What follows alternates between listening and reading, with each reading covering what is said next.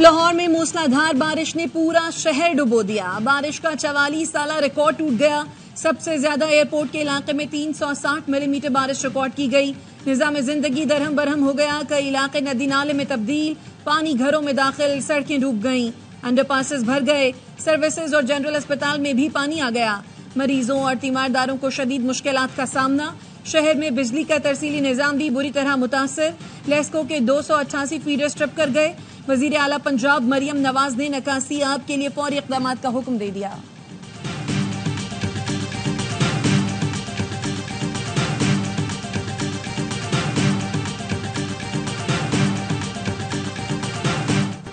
کراچی، راولپنڈی، اسلام آباد سمیت ملک کے کئی شہروں میں بھی جل تھل ایک ہو گیا. شہر قائد میں رات گئے سے وقفے سے بارش. مختلف مقامات پر ٹریفک کی روانی متاثر. راولپنڈی میں نشیبی علاقے زیر آب. رین ایمرجنسی نافذ. اسکوٹی سمیت برساتی نالے میں ڈوبنے والی لڑکی کی تلاش جاری. پتوکی، گجرات، ناروال، سیالکوٹ اور وزیرآباد میں بھی بادل جم کر برسے. مانسہرہ میں مہانڈری پل ٹوٹنے سے کاغان ویلی روڈ تاحال بند. چترال میں حالیہ بارشوں سے شدید تباہی. اپر چترال کا گاؤں سورج تور کہو صفائے ہستی سے مٹ گیا. 2 افراد جام بحق، 2 زخمی. 40 سے زائد خاندان بے گھر ہو گئے.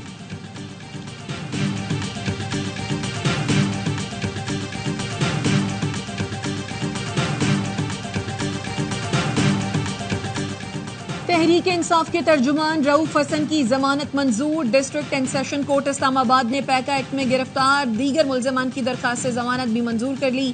ملزمان کو 50,000 روپے کے مچلکے جمع کرانے کا حکم. ایف آئی اے پروسیکیوٹر نے کہا 100 سے زائد واٹس ایپ گروپ چل رہے تھے جن سے اشتعال پھیلایا جاتا تھا. بھارت سے بات کر کے بیانیہ بنایا جاتا ہے. فرقہ وارانہ مہم بھی چلائی جاتی ہے.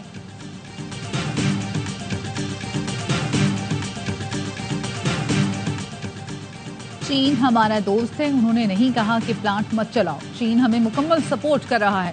ہماری ڈیوٹی ہے کہ ان پلانٹس کو چلائیں. ہم ان پلانٹس کو 12 سے 15% پر چلا رہے ہیں. پاور سیکٹر 33% پر کیوں چل رہا ہے؟ سابق نگراں وزیر گوہر اعجاز کہتے ہیں اگر پاور سیکٹر 33% پر چل رہا ہے 1.4 ٹریلین کی پیمنٹ ہو رہی ہے. 3 ٹریلین میں سے 1.4 ٹریلین کیپیسٹی پیمنٹ کا دے رہے ہیں جو چلتا ہی نہیں. اگر ان سیکٹرز کا فائنینسنگ آڈٹ ہوا تو سب حکومت سے بات چیت کریں گے. اگر ان کے کانٹریکٹ ہی غلط ہوئے تو وہ پاکستان کے خلاف مقدمہ کیسے کر سکتے ہیں؟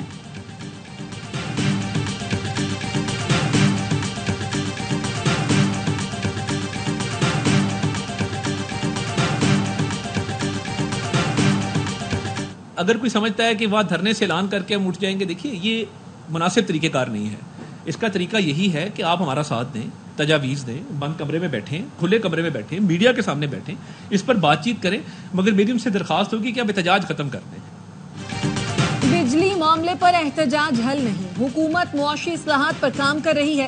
جماعت اسلامی سے درخواست ہے احتجاج ختم کر دے، آئے بیٹھے اور تجاویز دے. وزیر اطلاعات عطا تارڑ کی پریس کانفرنس. کہا ایم کیو ایم قیادت سے آئی پی پیز پر تفصیل سے بات ہوئی. کون نہیں چاہتا ملک میں بجلی سستی ہو؟ کچھ لوگ اس معاملے کو سیاسی مقاصد کے لیے استعمال کرنا چاہتے ہیں. مصطفیٰ کمال بولے بجلی کے معاملے پر ہم نے کوئی الزام تراشی نہیں کی. ایم کیو ایم نے ہمیشہ مسائل کے حل پر بات کی. سیاسی پوائنٹ سکورنگ سے لوگوں کا مسئلہ حل نہیں ہو سکتا.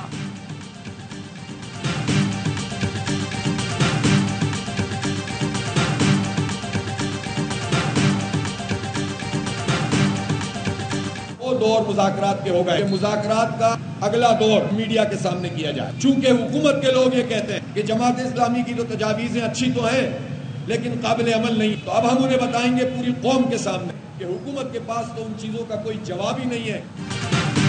جماعت اسلامی نے مطالبات تسلیم کرنے کے لیے حکومت کو 2 دن کا الٹیمیٹم دے دیا. مہنگی بجلی اور ٹیکسوں کے خلاف دھرنے سے خطاب میں حافظ نعیم الرحمان نے کہا یہ دھرنا حکومت ہٹاؤ تحریک میں تبدیل ہو سکتا ہے. مطالبات نہیں مانے تو پھر احتجاج پورے ملک میں پھیل جائے گا. ہڑتال ہوگی، بجلی کے بلوں کا بائیکاٹ ہوگا. مذاکرات میں حکومت کے پاس کسی بات کا جواب نہیں تھا. اب تیسرا دور میڈیا کے سامنے ہوگا. جماعت اسلامی نے 3 اگست کو کراچی میں گورنر ہاؤس کے سامنے دھرنا دینے کا اعلان کیا.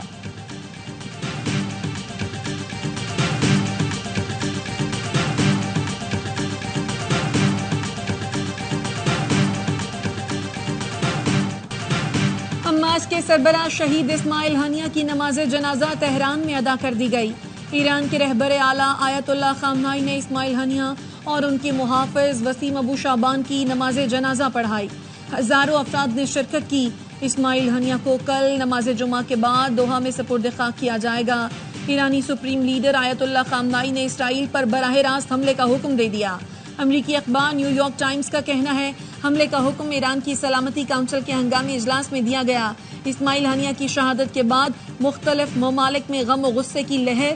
ترکی، لبنان اور تیونس میں ہزاروں افراد سڑکوں پر نکل آئے.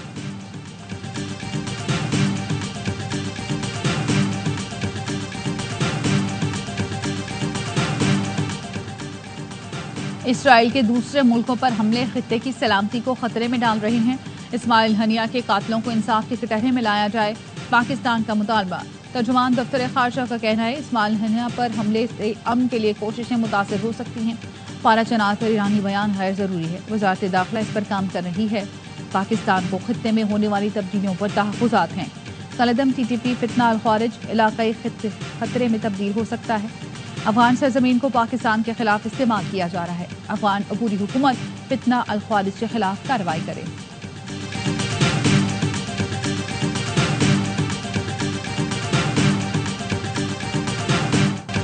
اپریل 2019 میں لیفٹیننٹ جنرل فیض حمید نے جون تک پنجاب حکومت، دسمبر میں وفاقی حکومت لینے کی پیشکش کی. وزیر دفاع خواجہ آصف کا انکشاف. کہا 20 منٹ کی یہ ملاقات جنرل باجوہ کے سسر کے گھر پر ہوئی. فیض حمید نے کہا تھا ہم بانی PTI سے تنگ آ چکے. بانی PTI ایکسپوز ہو گئے ہیں. پاکستان تو کیا دنیا میں کوئی ایک آدمی بتا دے جو ان پر اعتبار کرتا ہو.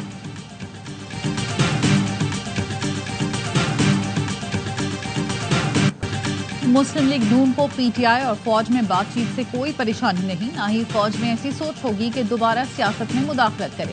وفاقی وزیر منصوبہ بندی احسن اقبال کہتے ہیں PTI پر پابندی لگے یا نہ لگے، ایک بات طے ہے کہ PTI کی سیاست ریاست کے مفادات پر براہ راست حملہ آور ہے. اس طرز سیاست پر امریکہ اور برطانیہ بھی کسی جماعت کو سیاسی کردار کی اجازت نہیں دیں گے.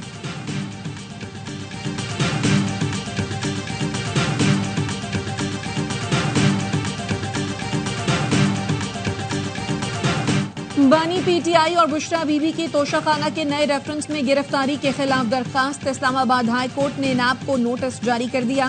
8 اگست تک جواب طلب کر لیا. بانی PTI کے خلاف پرانے ریفرنس میں چارج شیٹ عدالت کے سامنے پیش. وکیل نے کہا پہلے توشہ خانہ میں سزا ہو چکی، اسی پر اب نیا کیس بنا دیا گیا. پہلی سزا کی فرد جرم میں تمام 108 تحائف کا ذکر کیا گیا. جسٹس گل حسن اورنگزیب بولے وہ کیس ڈرافٹ جیولری کی حد تک تھا. نیب نے پہلے بھی جیولری سیٹ مانگا تھا، آپ نے نہیں دیا. اب بھی آپ تحائف پیش نہیں کر رہے.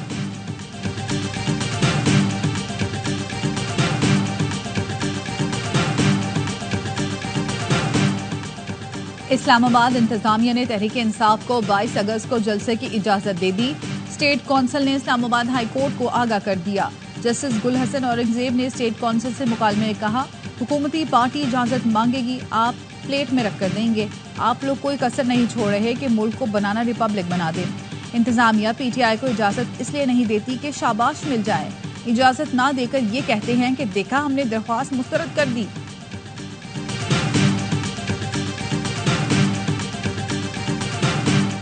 جب کہتے ہیں نا جی وہ ڈیڈ ٹریپ ہو گیا، پاکستان پتہ کدھر چلا جائے گا، میں کہتا nothing will happen. Just don't worry.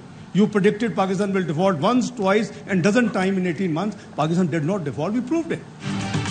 مایوسی پھیلانے والے سن لے پاکستان کبھی ڈیفالٹ نہیں ہوگا. نائب وزیر اعظم اسحاق ڈار کہتے ہیں محدود وسائل کے باوجود ترقیاتی منصوبوں پر کام ہو رہا ہے. ہر قسم کے چیلنج کا سامنا ہے. ترقی کے سفر میں آنے والے سپیڈ بریکرز کو ختم کرنا ہوگا. وزیر خزانہ محمد اورنگزیب کا کہنا ہے IMF سے چھٹکارے کے لیے اصلاحات ناگزیر ہیں. معاشی اصلاحات سے ہی ملک ترقی کرے گا. ہمارے پاس گنجائش اب بہت کم ہے، ہمیں آگے بڑھنا ہوگا. تمام پبلک انشورنس کمپنیوں کو پرائیویٹ سیکٹر کے حوالے کرنا ہے. پرائیویٹ سیکٹر ملک کے لیے آگے آنا.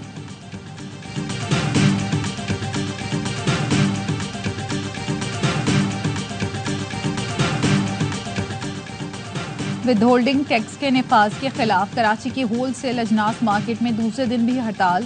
دال، چاول اور چینی سمیت دیگر اشیاء خورنوش کی ترسیل بند ہونے سے قلت کا خدشہ. ہول سیل اجناس کے تاجر 6 اگست کو آئندہ کے لائے عمل کا اعلان کریں گے.